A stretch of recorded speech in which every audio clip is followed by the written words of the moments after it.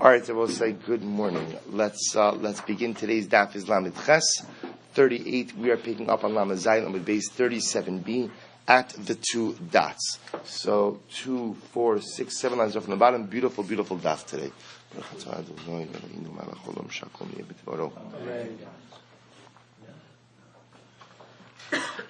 Thank you, Baruch Hashem. Says the Gemara. So also remember again, the Mishnah gave the case of where Reuven and Shimon both deposit utensils with the shomer. One was worth 100, one was worth 200. Of course, they both come to claim the utensil and both claim the 200 zuz utensil. So what do? We give the smaller utensil, which was worth 100 zuz, to one of them, and we go ahead and we take 100 zuz from the large utensil. So whether that means we break off a piece of the large utensil, we sell off the large utensil, whatever it is, we pull out $100 from the larger utensil, give that to the other party, and of course again the rest of the amount goes ahead and remains until Eliyahu Hanavi comes. So says the Gemara ultimately again, why do we need both of these cases? So we'll say, remember, essentially, the Gemara repeats the same case twice. Just the first time it does it with money, and the second time it does it with utensils. So why do I need both cases? So remember again, one more piece. In the Mishnah, Rabbi Yossi is always of the opinion that in any of these cases where you have contested ownership, he says, put the whole thing in escrow, the whole thing in Eliyahu Hanavi escrow. Why? What's the logic? Because Rabbi Yossi says, otherwise, imkain mahif sid ramai. What is to stop a person from lying? What is to stop a person from lying if at the end of the day they know what's worst case scenario? They're just going to get their $100 back. Therefore, again, in order to go ahead and make sure that people don't lie, so Lamais again, the entire amount goes into Eliyahu Hanavi escrow. So says the Gemara Tzricha, we need both of these cases. Why? Because if what it just said the first case, we'll say about the money, I would have said, "Vahi kami rabbanon mishum deleka pseida." That's where the rabbanon say, pay them each out $100, and let the third $100 yemunach shava elio, because there's no loss. I mean, of course, there's a loss to the guy who owns the $200, but it's there; it's still in existence. Ava baha vika pseida the gadol ema moder the Rabbi Yossi. Rabbi Yossi, in the case of the kli, that larger kli, there is a loss. Why is there a loss? Because lemaisa again. Because Lamaisa, that larger kli is either going to be broken or it's going to be sold off, and therefore there is a loss to the kli. Perhaps in that case they would agree with Rabbi Yossi, or the Gemara says Viat itmar baha. And if what it just said the second case of the kli, Bahakam Rabbi Yossi, that in the case of the kli is where Rabbi Yossi says his shita. Ava bahach imodul rabbanon. But maybe in the first case of the money, he agrees with the rabbanon. Therefore tzvicha. Therefore also we need both cases. Top of Lamed Ches. I bahat time with Rabbi Yossi mishum hefsid haramahu. Rabbi say, but one second. But the entire reason of Rabbi Yossi is because of imkain mahifsid ramai, meaning the whole point of Rabbi Yossi's shita is to go ahead and disincentivize lying. So if that's the case, it doesn't make a difference if they deposited money or if they deposited kalim. The halacha should be the same, that when there is contested ownership, the entire amount goes into Eliyahu Hanavi escrow, to which the Gemara says, Ela tavai l'rabbanon itzrich. Rather, both cases are really written for the Rabbanon. Velozu afzu katani. And I will say the Mishnah chooses a stylistic form of what's called lozu afzu. Lozu afzu means sometimes the Mishnah will go ahead and include repetitive cases that don't really teach us anything new. But once it was saying this, it also said this. That's the lozu va'afzu. Sometimes it's clear that there's no chiddush in the second case, but once we're stating the cases, we put out there all of the different possibilities. Good. So I'll say, so bottom line, halacha l'maisa in a case like this. So the idea over here is what we usually do. What we usually do in this situation is we'll go ahead and we'll give out 100 to each of the parties, and the disputed amount will yehimunach ad sheyavo elio. That's generally the approach. We give to each party what we know they are rightfully entitled to, and the disputed amount just simply remains in Eliyahu Hanavi escrow. When Mashiach comes, it's one of the things he will resolve. Says the Mishnah, Hamafkid Peros. So I will say this is actually a fascinating case. Hamafkid Peros Eitzah Chaveros. So watch this. I deposit produce with my friend. We'll call him Ruvain. I deposit produce with Ruvain, and what happens? Ruvain's looking at the produce, and it's rotting. It's rotting. So what's the halacha? Afilu hein avudin lo yiga bahem. Even if they are rotting, the halacha is don't touch it. Ruvain, you're the shomer. It's your job to watch it. It's not your job to sell it. Even though it's rotting, do not touch it. Rabbi Shimon Gamliel Omer, no, mochrim b'fnei beis din. Rabbi Shimon Gamliel says, no, you could go ahead and sell it, but Ruvain, you can't sell it yourself. You have to sell it literally in the presence, but what it really means is under the auspices of Beis Din. Why? Because Rabbi said, if Reuven sees my produce rotting, that is an act of loss that is occurring to my property right under his nose. And remember again, the halacha is that if you see someone experiencing an act of loss, you have an obligation to whatever, to the best of your ability, to stave off that loss. Therefore, if he sees my produce rotting in front of him, he needs to sell off my produce. So what's the fundamental machlokes between the Rabbanan and Rabbi Shimon Gamliel? The Rabbanan say, leave it alone. It's not Reuven, it's not your job. It's your job to watch it. Spoilage is not your problem, assuming that Reuven wasn't a posheya, he's not negligent. Leave it alone. Rabbi Shimon Gamliel says, no, sell it off under the auspices of Beis Din. Says the Gemara, let's see, says the Gemara, my time. So again, I understand Rabbi Shimon Gamliel's logic, because he will say, if I see spoilage happening right in front of me, I understand why Reuven would want to sell off that produce to stave off any future loss. But what's the logic of the Rabbanan that say that even if there's spoilage occurring, then what? We don't touch it. What's the pshat? Rav Kahana, Adam rotze bekav shalo, mitisha kadim shal chaver. That's a very profound yisod. A person would rather have one kav of his own produce than 9 kavim of someone else's produce. The idea is that which is mine, I have a particular connection to.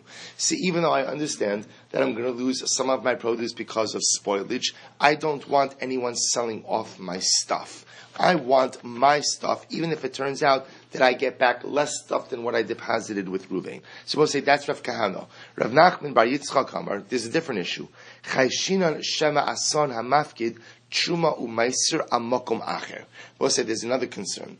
The concern is I, who has produce, has an obligation to separate out trumas and meisros. Now the halacha is that you could designate produce at a different location as trumas and meisros on produce here. So let's say, for example, I deposited the fruit with Reuven. I have a whole pile of tevel, of untithed produce in my house. So you know what I say? Let the produce in Reuven's house become truma and meiser on the produce in my house. So that works. It's not ideal. We normally like to take trumas and meiser, what we call minam mukov, from things that are all together, but nevertheless, it works. So Rav Nachman says, the issue over here is, the reason why Reuven can't sell off my produce when there is spoilage is why? Because there's a concern that I may have designated that produce that is in his possession right now as truma and meiser. If that's the case, if it's truma and meiser, we'll say you can't just sell that off to anyone. I mean, you can sell it off to a kohen, as we'll discuss, but you can't just sell it to anyone. And therefore, again, the Rabbanan will say don't touch it. So we'll say both Rav Kahana and Rav Nachman agree on the sheet of the Rabbanan, which is that even when Reuven is watching my produce and there's spoilage, the halacha is don't touch it. They disagree as to why. So Rav Nachman, Rav Kahana says because Adam wrote I want my stuff. And even if it's less of it, I still want my stuff. I don't want someone else's stuff. Whereas Rav Nachman says, no, we're concerned that maybe I went ahead and designated that as Trumas and Maestros. Says the Gemara, Metzia. Let's analyze this. So Metzia, Hamat Kipero says Chavero. So I'll say if I deposit fruits by my friend, meaning the shomer, should not touch it. Therefore, the balabayis, I, the owner of the produce, can designate this produce as truma and meiser on produce that is at a different location. So let's understand this. Bishlam of Rav Kahana, hainu diktani lefichach. So we'll say, according to Rav Kahana, who says that the reason the shomer can't touch the produce is because Adam wrote sebekav shalo mitisha kav shel chavero. Then I understand the meaning of this brisa. Therefore, once the shomer can't touch it, I know the produce is there. Therefore, I can go ahead and designate it as truma and meiser because I know that the shomer has not sold it off. However, El Rav Nachman bar Yitzchak my lefichach. Rabbi Rav Nachman bar Yitzchak, who says that the reason the shomer can't sell it off is because I, the owner, may have designated it as Truma and Meiser. So what does the Brisa mean when it says, therefore, it can be designated as Truma and Meiser? To which the Gemara says, Hachikam, this is what it means to say. Hashtad Amrabanan lo nizvin dechayshinan. Now that the rabbi said to the Shomer, don't sell the produce out of concern that maybe the owner went ahead and what?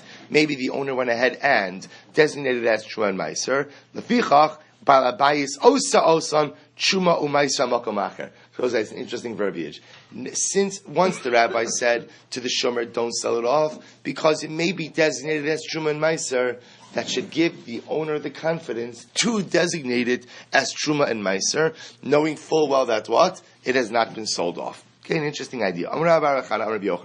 So we'll say pretty much middle of the page, Lamed Ches Amud Aleph, right across from Tosos Machlokes, about 4 lines up from there. So it says the Gemara, 3 lines up. Machlokes B'chtei Chesrona. So listen to this. Now, let's assume for a moment that whenever you have produce, there's always a certain amount of spoilage. So comes along Rabbi Bar Bachana and says, name Rabbi Yochanan, that the machlokes between the Rabbana, Rav Shimon Gamliel, and the Mishnah is only talking about within the realm of normal spoilage. So in the realm of normal spoilage, the Rabbanan will say to the shomer, don't touch the produce. Rav Shimon Gamliel says, absolutely sell off the produce in order to go ahead and stave off any further loss. But I will say everybody agrees that in the case of, I guess, what we'll call accelerated spoilage, where it's more than the normal percentage of loss, divrei hakol mochrim bebezdin. So we'll say in the case of accelerated spoilage, everyone will agree that's what? The shomer should sell it off, but, and this is clear, there is a certain level of protection here, which is that the shomer can't sell it off on his own. The shomer has to sell it off under the auspices of Beis Din. And of course, all of that is to make sure that the sale is done kidasu kidin. To which the Gemara says, Ad Rav Nachman bar Yitzchak vaday pliga. So we'll say, according to what Rav Nachman bar Yitzchak said, they certainly disagree. Ad Rav Kahana mi lema pligi. But we'll say, regarding the sheet of Rav Kahana, are they arguing? So it says the Gemara, Kikam Rav Kahana, Bichdei Chesrona Ka'amar. So we'll say, remember again, when Rav Kahana said, so we could say that even Rav Kahana was the one who said, that Rotza Adam Bekav Shalo, Yoser Mitisha Kabim Shalchaver. A person wants his stuff. But maybe Rav Kahana only said that, Bichdei Chesrona. Yes, I'd rather have my stuff. But you know what's even more important to me than my produce? Right? Is my money, right? Is my money. Therefore, again, if there's regular spoilage, it's fine. I'd still rather have my own produce. If there's accelerated spoilage, at that point in time, again, I would rather the shomer sell off my stuff in order to go ahead and stave off any additional loss. Come on, 1 second, but that's not what he says. V'halotza b'kav shalo mitisha kabin shal chaveiro ka'amar. But look what Rav Nachman bar Kahana said. Rav Kahana said that a person would rather have 1 kav of his own produce than 9 kavim of his friend's produce. So Shabbos say, sounds like what? That even in a case of accelerated spoilage, I'd rather walk away with 1/9 of my own produce than the whole of someone else's produce, which sounds like, so to which the Gemara says, no, understand, guzma ba'alma. I will say that's hyperbole, right? That's hyperbole. That's a little bit of an exaggeration. We're just trying to make a point, right? We're trying to make a point that people would rather have a little bit less of their own stuff than someone else's stuff. But if there's going to be a significant loss, I, the owner of the produce, want the shomer to sell it off. So Metzia, the Gemara raises the kasha, lefichach balabayis osa truma ma'aser makom acher. Therefore, the balabayis has the ability to go ahead and what? Has the ability to make the produce that he deposited with someone else truma and meiser. So we'll say, let's analyze this. We just said before that if I deposit fruits with Ruvain, I go home, I have a pile of produce in my house, I can go ahead and designate the produce I deposited with Ruvain as truma and meiser on the produce I have in my house. But how could we do that?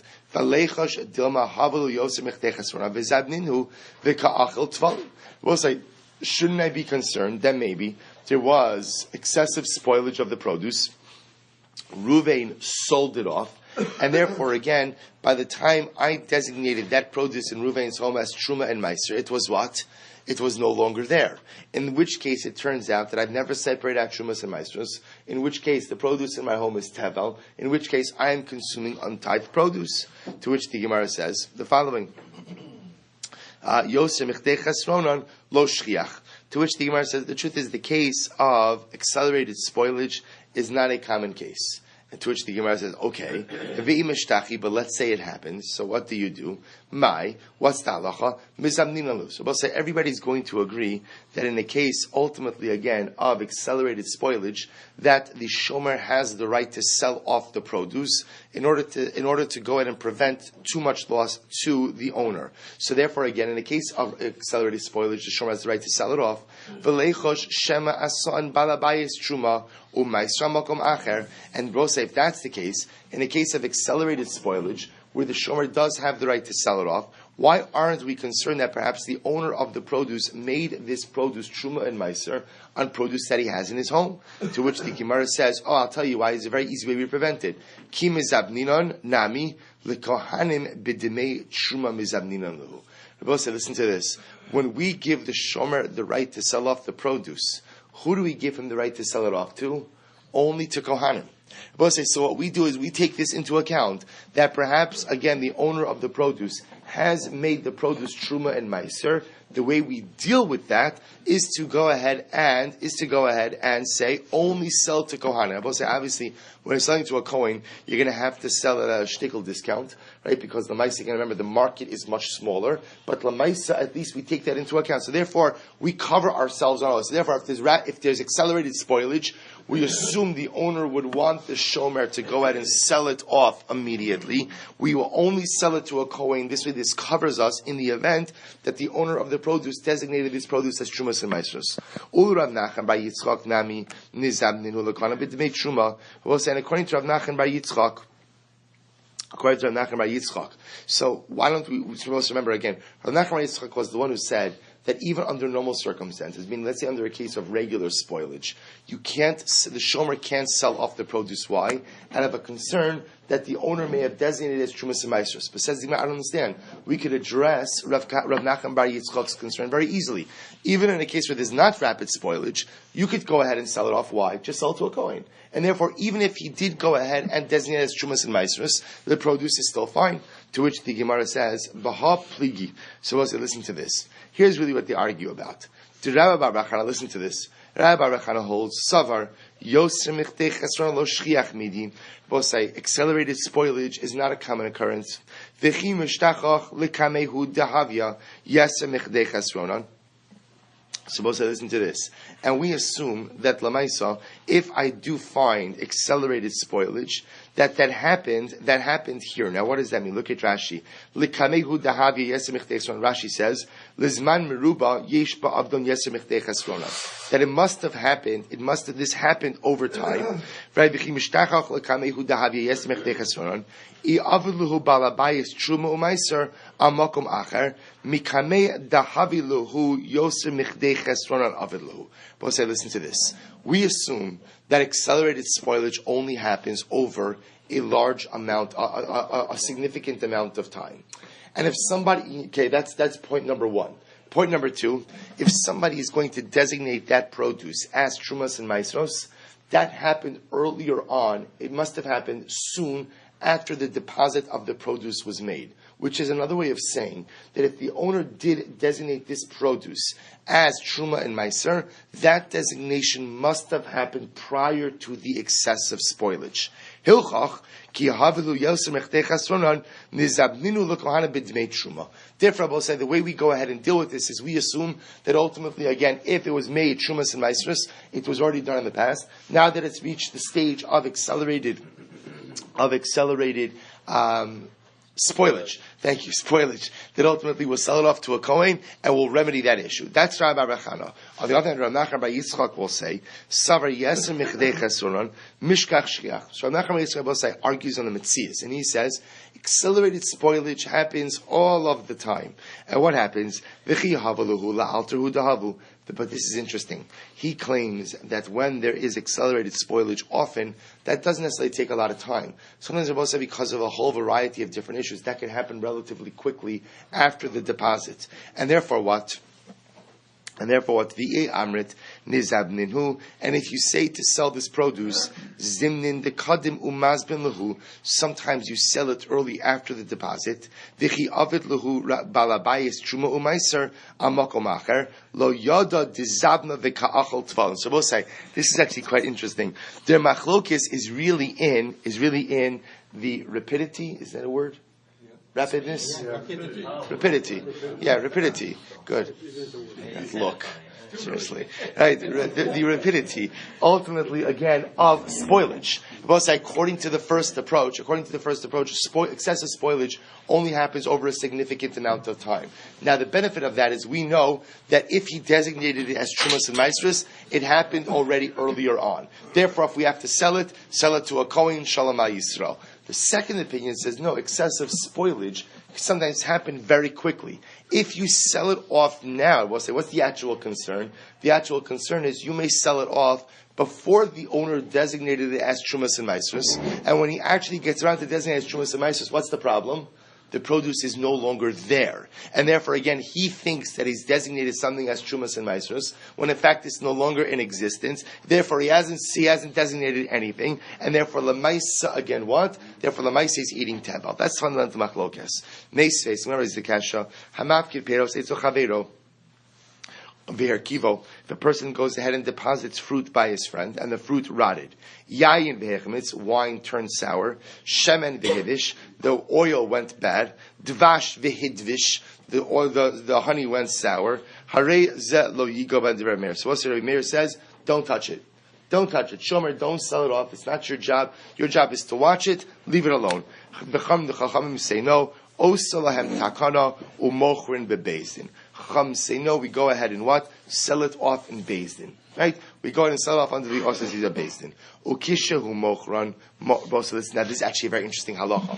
If you are a shomer, according to the Chachamim, and you are selling off produce or an item in order to go ahead and stave off a loss to the owner, there is a certain, I guess what we'll call avoidance of conflict of interest policy. And what is that? You can't buy it yourself.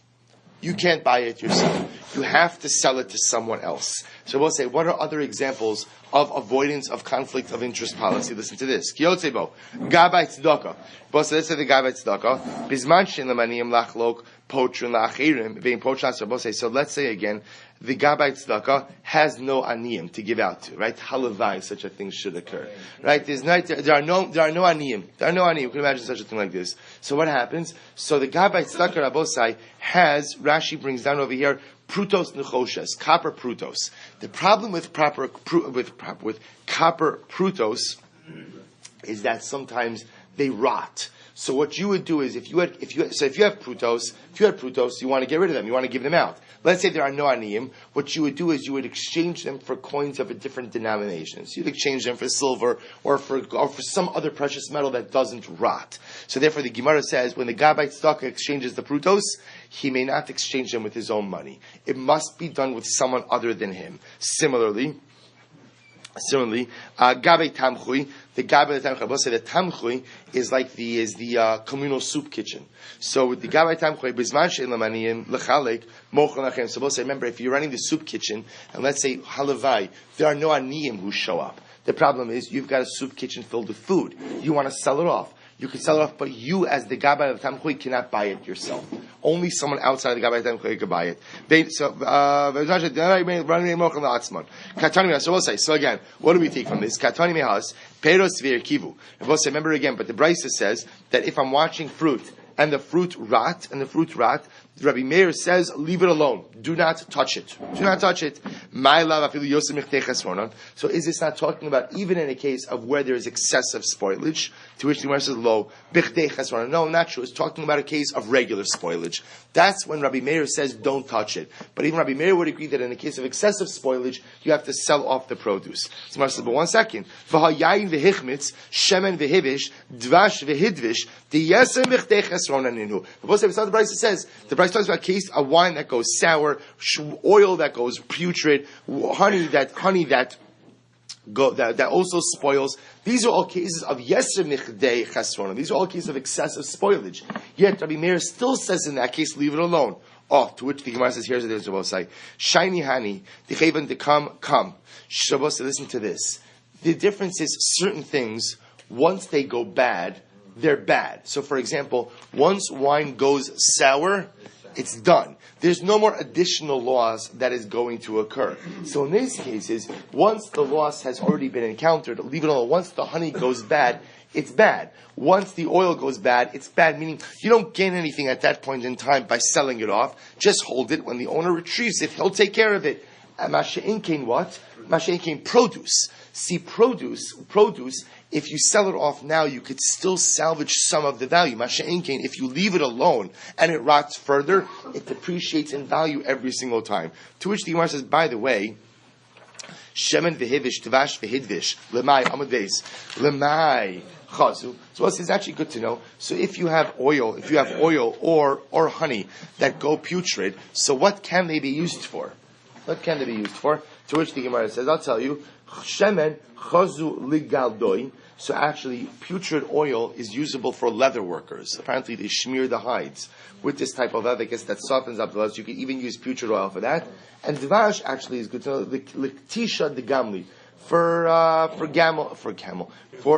camel sores. In other words, that's sometimes as a result of the load or of the saddle on the camel. So there's some abrasions on the skin. So apparently, again, putrid honey is a good salve for your camel. Good. The Chum say, just so you should know, it's an amazing thing. We live in such a disposable society. So for us, it's something you don't like, you throw it out. You have to realize that's an incredible sign of just the affluence of the times in which we live in. The Gemara operates from a different perspective. Okay, so you can't eat the honey. The automatic shayla is good. So what else can I do with it? What else? It's an incredible hashkafas hachayim also. There's nothing in this world that's unnecessary. So I can't use it for the original purpose, and now what else could I do with it? An amazing thing. And it's amazing how the Ribono Shel Olam made multiple uses for every single thing in this world. That even if I can't use it for human consumption, there's always some other use. The Chum say, the Chachamim say what? So remember, the Chum disagreed with Rabbi Meir. And the Chachamim say that no, we tell the shomer, if the shomer sees that there is spoilage, so we tell the shomer ultimately to go ahead and sell it off, but under the auspices of Beis Din. So says the Gemara, my takana. So what does it mean? What is this takana? My takana, Amar Rav Ashi, lekan konim. Because it will say the Chacham see like this. Even in a case where Lamaisa, you cannot salvage the particular item, you can still salvage the utensils. Now, this is an important yesod. You see, when stuff spoils, remember, what type of utensils, what type of barrels are they using? The pashtos? Right, clay, earthenware. Now, the whole chop with earthenware is what? Earthenware absorbs. So the idea is, if you have a utensil that has something that is rotting or spoiling in it, if it sits in the utensil for too long, the utensil is ruined as well. So therefore, what the Chacham say is like this: under certain circumstances, even when the item has spoiled to the point of no return, meaning it doesn't matter if it sits anymore or not, you still sometimes want to sell it off in order to be able to use the utensil. So by my commitment, what are they arguing about? Rabbi Meir holds both say that the rabbis were only concerned about significant loss, but not about insignificant loss. Therefore, again, if your produce has accelerated spoilage, the rabbis will allow the shomer to sell it off, but not if there's regular spoilage. And we don't really care about the utensils, because the utensils represent pretty much an insignificant loss. Masha'inkein, the rabbanon say no, that even to save the utensils, the shomer could sell off the produce under the auspices of the Beis Din. So let's remember again, the Mishnah said that Reb Shimon Gamliel says, it's a fundamental machlokes in the Mishnah. Rabbi Meir says, or I should say the Chachamim in the Mishnah say, that Lemaisa, again, if I perceive that I'm the shomer, I perceive that there is spoilage, leave it alone. Leave it alone. One of two reasons as to why that is. Remember, Rabbi Yochanan clarifies that and says that if it's excessive spoilage, everyone agrees that you can sell off the produce. Rabbi Shimon Gamliel says in all cases of spoilage, if I see that spoilage is occurring, I have the ability to go ahead and sell off the produce in order to prevent a further loss to the owner. Itmar, Rabbi Abba, Rabbi Yaakov, Rabbi Yochanan, halach Rabbi Shimon Gamliel. Shabbos Rabbi Abba named Rabbi Yaakov goes on and says, the halacha follows Rabbi Shimon Gamliel. Namely, that when I, the shomer, see a loss, see spoilage occurring to the produce, even if what? If it's not excessive spoilage, it's regular spoilage, I, as the shomer, have the right, and maybe even the imperative, to go ahead and sell off the produce. Rava says, Rabbi says in the name of Nachman, they know that Allah follows the Chacham, namely, even if I see spoilage, leave it alone. Do not touch it. That is not my right as a shomer.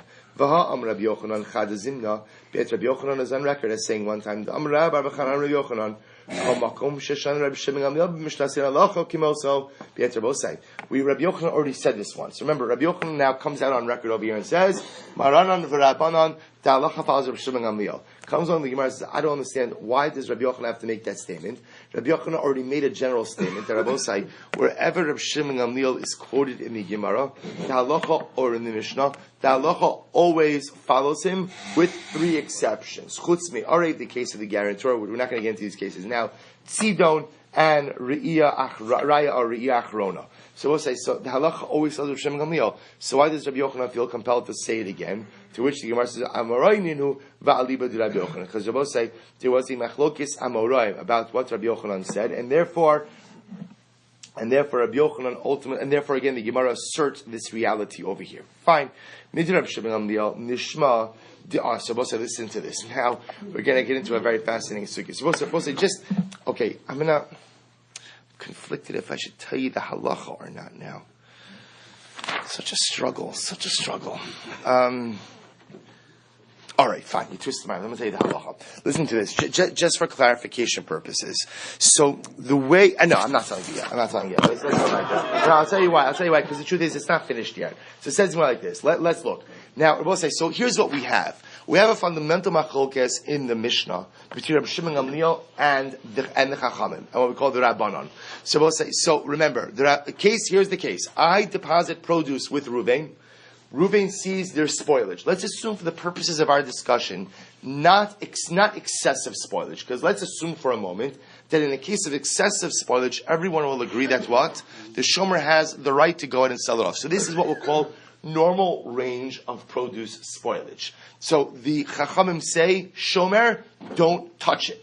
Leave it alone. There's an understanding that there's some level of spoilage. It's not your job to sell off the produce. Rav Shimon Gamliel says, no. If I, the shomer, see that there is a loss happening to the produce of the person who deposited with me, I have a halachic imperative to step in, sell off the produce under the auspices of Beis Din in order to stave off the loss. So we'll say, understand, you're saying to yourself, well, one second, isn't it obvious that you should sell off the produce? We'll say, so first of all, a couple of things. First of all, we have the Rotza Adam Bekav Shalo issue. But remember also there's another issue. Let's say, by the way, Reuven deposited with me olives, and I see some level of spoilage. But let's say again, it's olive season. So what happens? The prices of olives are on the uptick, right? They're rising. If I sell off his produce, understand, I may have saved him some money for the spoilage, but what? It's also possible that I cost him a lot of money if the price of olives skyrocket. So I'm just pointing out that as much as it sounds like a no-brainer to go ahead and sell off the produce when there's spoilage, there is a potential downside as well. So it says the Gemara like this. Midrav Shimon Gamliel Nishma. So Rav Shimon Gamliel, it sounds like we can learn Dimoridin Karol v'Nichse Shavui. So we'll say from the words of Shimon Gamliel, it sounds like a both saying the following. Let's say you have the following situation. Reuven is taken captive. And what happens? He has a field that is lying fallow. The field that's not being worked. So Rav Shimon Gamliel says that you sell off the produce to save someone else from a loss. Sounds like we take the relative of this shavui and put him in the field, telling him, go work the field. Rashi points out over here that this would be, what kind of relative would we be talking about?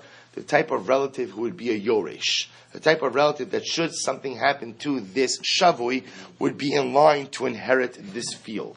On the other hand, it sounds like from the Rabbanon, who say that's what? That you don't sell off the produce, that we do not go ahead and take a relative and put him in the field of the captive. Umimai. So again, see here what the Gemara is suggesting over here. The Gemara suggests just like this. Reuben is taken captive. He's got a field that now is lying there unworked, untilled, unplowed, whatever, unharvested. So it sounds like over here that according to Rav Shimon Gamliel, the Mishnah says that the shomer should sell off the produce when he sees spoilage. What would we do? We would take a relative of the shavui, say, listen, work the field, save the shavui, save the captive from additional loss. According to the Rabbanan, who says that we leave the produce alone, would say that when it comes to the field, we don't leave the field alone. Leave the field alone. To which the Gemara says, Umimai, how do you know to equate these two cases? Dilma ad kano kamar Rav Shimon Gamliel hacha elimishum dikakalya karna aval hasam hachinami din moridin. So we'll say maybe the Rabbanan, or maybe Rav Shimon Gamliel says in the case of produce that you sell it off. Why? Because the produce is actively rotting in front of my eyes. The keren, the principle, is actively disappearing. Masha'inke, in the case of the field, the keren is still there. All right, it might come a little overgrown. It might not maximize its output, but the field is still there. And maybe in that case, even Rav Shimon Gamliel would agree with the Rabbanon, leave the field alone. Va'ad kan lo kami Rabbanon hacha ela ikrav kana, ikrav nachman. Furthermore, Rabbi say maybe in the case of the produce, the Rabbanon hold that the shomer should leave it alone, either because of Rav Kana of Rotz Adam Bekav Shel Yosem Mitishkam Shel Chavero, or because of Rav Nachman Bar Yitzchak, who says that maybe the owner designated as Trumas and Maestros Aval Hasan. But maybe over here by the case of the field, they would agree that we do place someone to oversee the field. Lememra, the trade time in it. So we'll say, are you saying over here that the reason for this case, right, the case of the shavui, are you saying that the reason for the case of the shavui and the reason for the Mishnah, I should say, the reasoning of the captive case and the reasoning of our Mishnah are two different reasons? First white line, Lamed Chesed days. Amar Shmuel, halacha Rav Shimon Gamliel. Bet Rav Yehuda's name is Shmuel, the halacha of Rav Shimon Gamliel. Rav said, namely, that's what? That Lamaisa, when the shomer sees a loss, sell off the produce. Amar Shmuel, and Shmuel says, Moridin karov v'nichse shavui. Yet Rabbi say Shmuel is also of the opinion that when there is a field and the owner of the field is taken captive, we take a relative of the shavui, put him in the field, tell him to work the field. Now Rabbi say Shmuel is quoted in both of those cases. So Shmuel is on record as saying that Allah follows Rav Shimon Gamliel, namely that's what? Sell the produce in order to what? Save him from a loss. Shmuel is also one who says place a relative in the field of the shavui, presumably why? Save him from a loss, which sounds like what? It's the same reasoning in both cases. To which the Gemara says, "Lam mishum dechad taimu." Is it not because it's one reason in both cases? To which the Gemara says, "Lo trei taimininu." In reality, two cases are two different reasons. I both say, now here's what's interesting. The Gemara tells us that the cases are two different reasons, but doesn't tell us what the two different reasons are. We'll get to it. Hachanami mistaber. This seems to be clear. Do Amar Rava Amar Rav Nachman halacha k'divrei chachamim. I will say that on one hand, Rava said in Rav Nachman that in our Mishnah the halacha follows the chachamim that in a case of normal spoilage we tell the shomer don't touch the produce. Yet v'Amar Rav Nachman moridin karov v'nichsei shavo. Yet Rabbi the same Rav Nachman says that what? That in the case of the field, we do go ahead and place a relative in the field. So what do you see from here? Ella shmamina trei taimininu shmamina. So what do we see? We see that there are two different reasons, two different streams of logic. In our case of the Mishnah, which is the case of the produce, and in the case of the field of the shavui. So what we've established, Rabbi say, just is that it's two different reasonings behind these two different rulings. Now we're going to analyze the case of the shavui. Itmar. So we'll say, let's analyze this case. Itmar. Shavui shenishpa. If you have a person who is taken captive. So Rav says, Imo reading Karl v'nechasa. Rav says, we do not take a relative of the shavui and place him in the field to work the field in the absence of the shavui. We don't do it. Shmuel says, Moridin karov l'nichsei, Moridin karov l'nechasam. No, not true. Shmuel says, we take a relative, and when we say relative, it's someone who would be an heir of the shavui, and we place him in the field in order to work the field in the shavui's, in the captive's absence. So listen to this. So when we heard that we'll call him Ruvain, that Ruvain died in captivity, so we'll say again, this will be a case of where we hear a rumor that Ruvain died, but we don't have confirmed edus. So when we hear that Ruvain died, Kuli amalo plegitim oridin, everyone agrees that what? Everyone agrees that we go ahead and we place a relative in the field in order to work the field. Key pligi. So we'll say, when did they argue? Bishalosh shamabo shamei. So we'll say, in a case where we heard Reuben was taken captive, but what? We have no news as to whether or not he's alive or dead. We hear that he's been taken captive, but no further information. So we'll say, in that case, so listen to this. So far we're narrowing the scope now. When we hear a rumor that the Shavoi died in captivity, everybody agrees that what? Well, what? We place a relative in the field to work the field. What about in a case where, the Machlokes case is where we heard he was taken captive, but we did not hear if he's alive or if he's dead. So Rav Amar Ein Moridin, Rav says, in a case where we don't know, we just know that he's captive, but we don't know anything else. Ein Moridin. We will not place a relative in the field. Why? Dilma mafsidlu. Because sometimes, when someone is not an owner of something, there is a concern that maybe they will not take care of the land in question, and it could turn out that what? That maybe they will even go ahead and do more harm. Right? It's like what is it in medicine? The first principle is do no harm. Is that right? So do no harm. Right? So sometimes in life, right? The first principle is do no harm. Do no harm. So therefore, Rav says like this. You know what? The field is going to lay fallow. I got it. Sometimes you'd rather that than potentially introduce someone else who may actively even adversely impact the situation. On the other hand, Shmuel Amar Moridin. Shmuel says, no. We go ahead and we put the relative there. Why? Because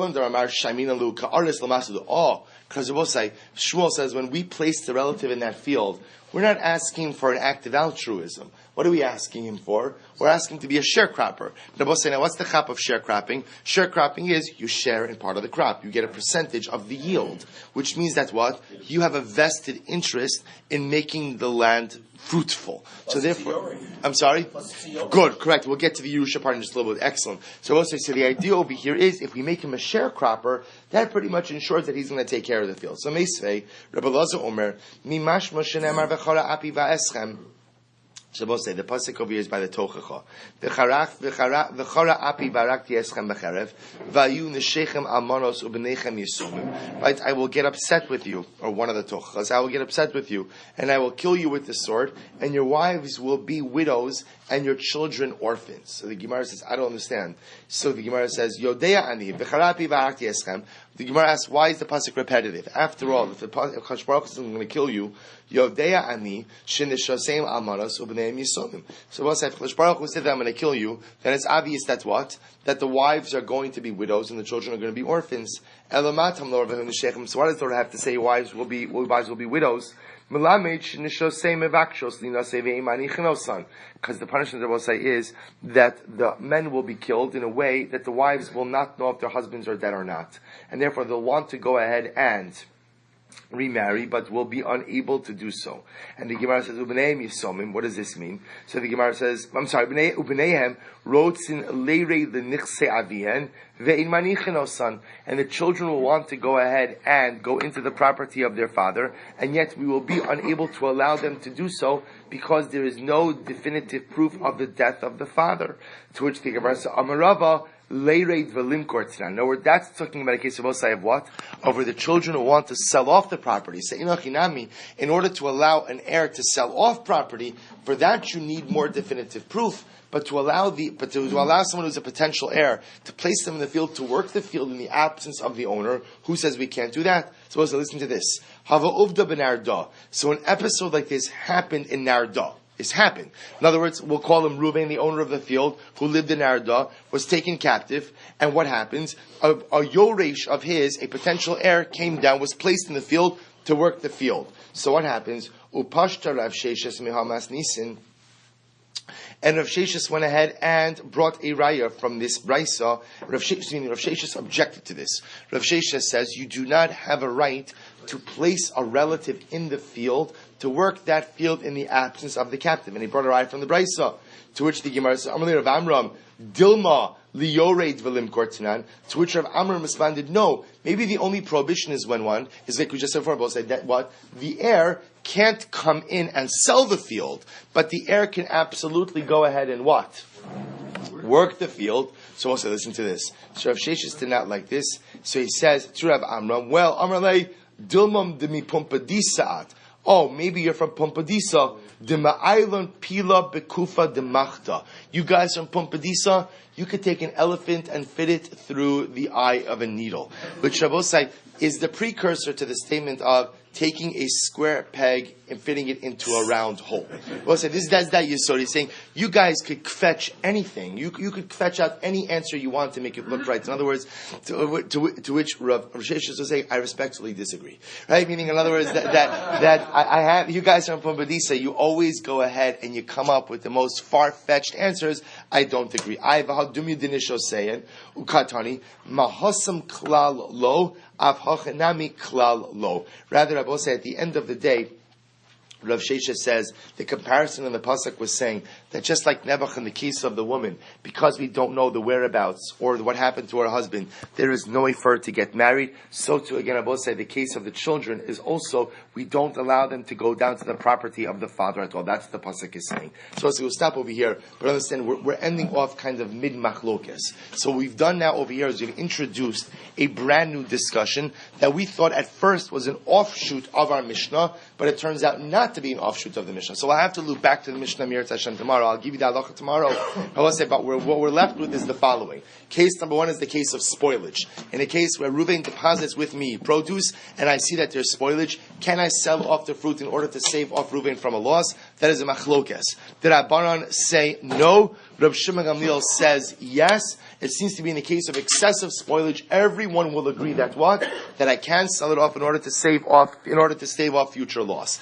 The case that Gemara introduced, because we thought it was an offshoot of this case, but it turns out it's really its own new case, is the case of Shavui. Reuven is taken captive, there's no one to work his field. Do we as Beis Din place a relative in that field to work it or not? That is a machlokes as well. Whereas we thought that machlokes was originally linked to our Mishnah, and now it turns out that is a separate freestanding machlokes, and Meretz Hashem will resolve that machlokes tomorrow, as well as find the halacha in the Mishnah. Shkoyach.